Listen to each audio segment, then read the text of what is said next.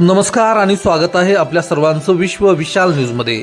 बातमी आहे राष्ट्रीय आविष्कार अभियानाअंतर्गत जिल्हा परिषद शाळेतील 67 विद्यार्थी इस्रो सहलीसाठी रवाना। बातमी पाहूया सविस्तरपणे।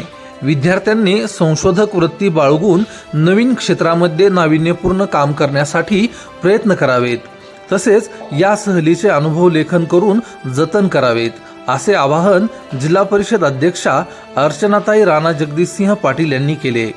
त्या राष्ट्रीय आविष्कार अभियान अंतर्गत जिल्हा परिषद धाराशिव येथील विद्यार्थ्यांना इस्रो सहलीसाठी रवाना करताना बोलत होत्या। समग्र शिक्षा अभियानाअंतर्गत राष्ट्रीय आविष्कार अभियानाच्या माध्यमातून धाराशिव जिल्हा परिषदेतील विद्यार्थ्यांची राज्याबाहेरील शैक्षणिक सहल रविवार 15 मार्च 2026 रोजी बेंगलोर मार्गे केरळकडे रवाना झाली। या सहलीचा कालावधी 6 दिवसांचा असून विविध स्पर्धा परीक्षांमध्ये उत्कृष्ट गुण मिळवलेल्या विद्यार्थ्यांना या सहलीची संधी देण्यात आली आहे।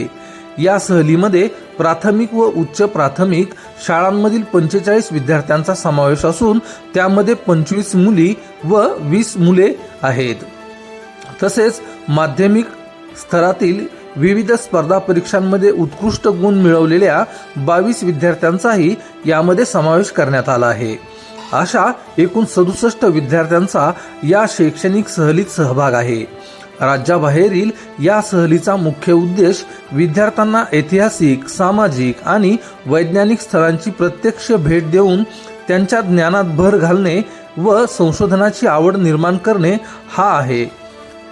या सहली दरम्यान केरळमधील Vikram Sarabhai space centre, Napier museum, Trivandrum प्राणी संग्रहालय, कोलंब beach, light house, Sagarika marine aquarium तसेच पद्मनाभम स्वामी मंदिर यांना भेट दिली जाणार आहे।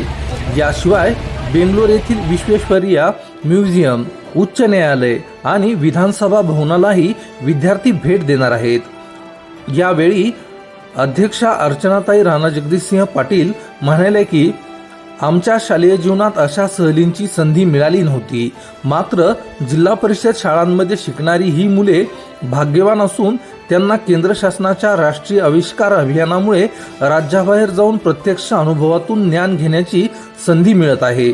विद्यार्थ्यांनी सहली दरम्यान मिळालेल्या अनुभवांचे लेखन करून सादरीकरण करावे। यावेळी जिल्हा परिषद धाराशिवचे मुख्य कार्यकारी अधिकारी डॉक्टर मैना घोष यांनी विद्यार्थ्यांना प्रेरणा देताना सहली दरम्यान सुरक्षितेची काळजी घेण्याच्या सूचना दिल्या, तसेच सहल यशस्वी होण्यासाठी शुभेच्छा दिल्या।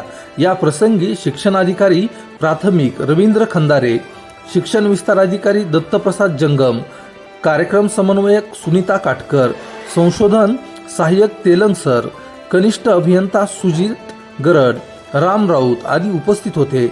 या कार्यक्रमाचे सूत्रसंचालन दत्तप्रसाद जंगम यांनी केले, तर आभार शिक्षणाधिकारी रवींद्र खंदारे यांनी मानले।